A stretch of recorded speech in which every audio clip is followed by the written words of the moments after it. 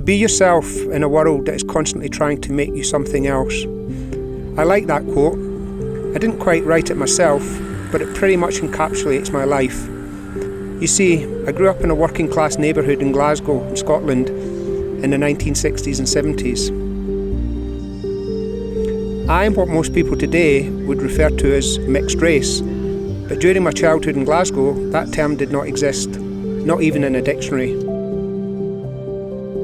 But to most people in those days, you were simply black or white, and I was definitely black. My furthest back recollection would be very close to when my adopted parents told me that I was adopted, which came shortly before my 5th birthday, which would have been January 1968. You know, they were white parents. They had taken a big risk and were very brave to adopt me as they did. My mother, by her recollection, said as soon as she saw me, I was the child she wanted, irrespective of, you know, the societal kind of focus that would bring. You know, pushing me around in a pram and, you know, people glaring, you know, how can this be? You know, white woman, black boy. Piss off blackie or you're not welcome nigger were all terms I heard and faced whilst growing up. And it was football that got me through. In those days, football was played everywhere. It became my haven, a place where I could be accepted, if not openly welcome. It's got familiarity. It takes me back to that, you know, that first day where it was so unfamiliar. It was, it was really took me out of my comfort zone.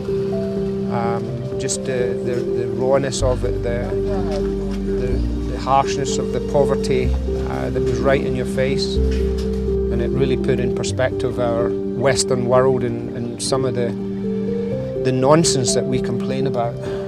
Really nonsense.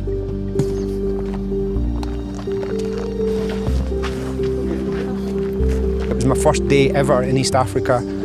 I'd spent about 20 minutes coming through the slums, in my, you know, walking, feeling smelling the smells and the noises and the sounds and the chaos going around it. It certainly felt like chaos to me. It's regular day-to-day life for these. But football is a global language, and as soon as I could talk about being an ex-footballer, I had been introduced as a coach, even though I wasn't coaching any longer. I'd retired from coaching 10 years before, but by the end of that morning they were begging me to coach them, and I eventually agreed, and here we are, 13 years later.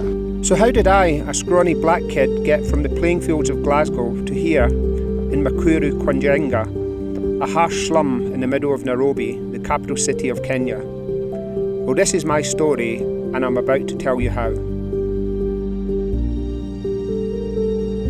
I've become an accountant, I've had success, I've been in banking, I've had 4 years in the Caribbean, I've come back, I've been senior positions in Jersey businesses, and I'd actually been headhunted a few months previously by, at the time, a billionaire to come and work in one of his businesses, predominantly in London. It seems perhaps that I was restless, never quite satisfied, and that there was something else out there for me. I was in London one day, heading to work in a taxi, and stopped outside the Nigerian embassy, literally at the traffic lights, when I was having these thoughts about tracing my birth roots. And I remember thinking how foolish it would be, because at that point I didn't even know his name. So where would I even start? But I did start because I had a number of an adoption agency up in Scotland. So a few days later I picked up the phone, and that's where I ended up speaking to Gary.